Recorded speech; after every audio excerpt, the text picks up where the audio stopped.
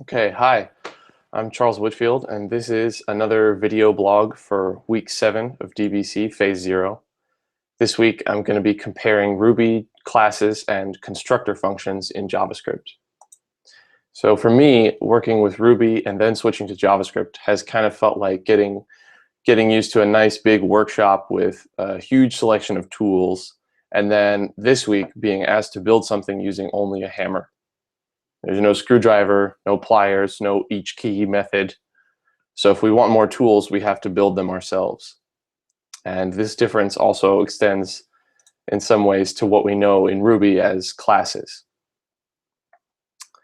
Let's revisit the dog class from Ruby that I built last week.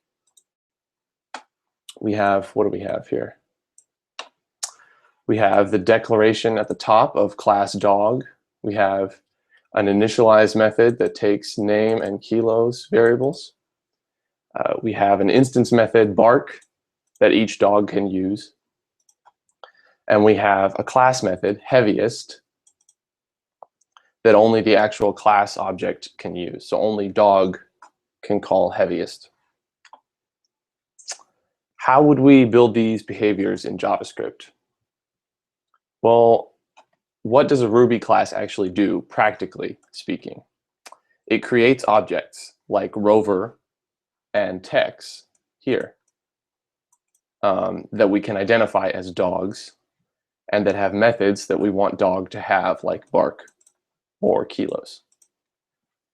And we can already create JavaScript objects that are similar to this. And we can do it like var rover equals nickname and kilos. I think these are called properties of an object in JavaScript. And here we have, and we'll see console.log. Console.log, let's print rover.nickname. Let's see what we get.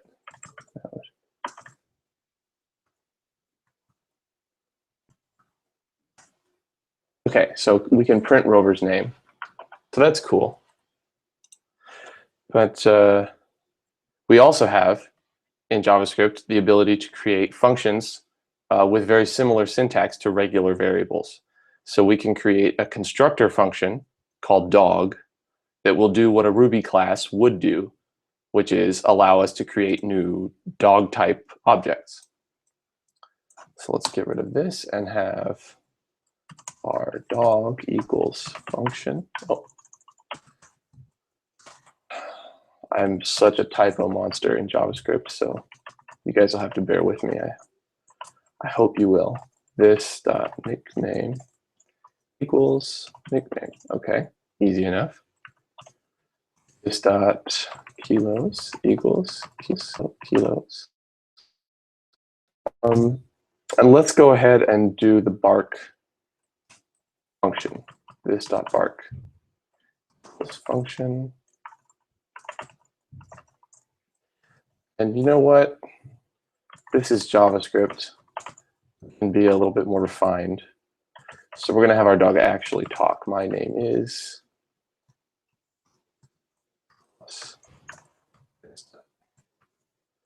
nickname. The real reason I'm doing this is because you can't multiply strings in JavaScript. I don't want to go about repeating a string based on the weight without that functionality. So let's see. Now we can get down here var text equals new dog text, and he weighs 40 kilograms. Nice. Our rover equals new dog, and he weighs 30 kilograms, just like in Ruby. And we can come to the console and log text.nickname and console.log text kilos. Let's see what we get now. Okay, so we got Tex, and he weighs 40 kilograms. Good deal. So we can also create a kind of simulated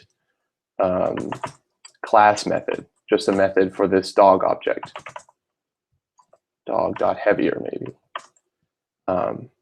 Again, because I'm not really 100% conversant in JavaScript, I'm just going to compare these two dogs instead of being able to compare all, like an unlimited number of dogs. Dog1.kilos is greater than dog2.kilos. Then what? Return dog1.nickname. Else return dog2.nickname. Okay, that looks good. So now down here, let's try console.log dog.heavier Tex and rover. All we're really counting on here is that the dog object knows a method heavier, and that the Tex and rover methods, or objects, both know the method kilos, which we already do know because we taught them kilos using the dog function. Interesting. So let's see what we get over here. Let's find out who is heavier between Tex and rover. We already know. Let's see if we can get the right answer. Tex. Okay, so Tex is the heavier dog. We can also incidentally console.log. Oh, we don't need to log it. We can just run Text. Well, let's let rover bark. Rover.bark. See what happens there. My name is Rover. What a smart dog. Okay.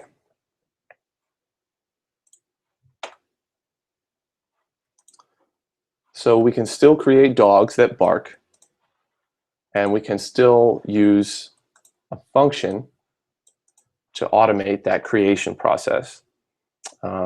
But it's important to note here that not only syntax is different here. Our dog object in JavaScript is not a class, technically. It is, I believe, something called a prototype. But basically, it's just an object that has a function, or is a function. This, in part, means that it doesn't have a lot of the built-in methods that Ruby's dog class does, since Ruby's dog class is a member of the class.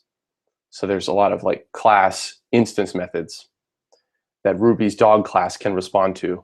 And JavaScript's dog object is a function, and it only knows the functions or methods or properties that we give it. So it's not exactly the same. I don't know the practical differences that result from these nuances.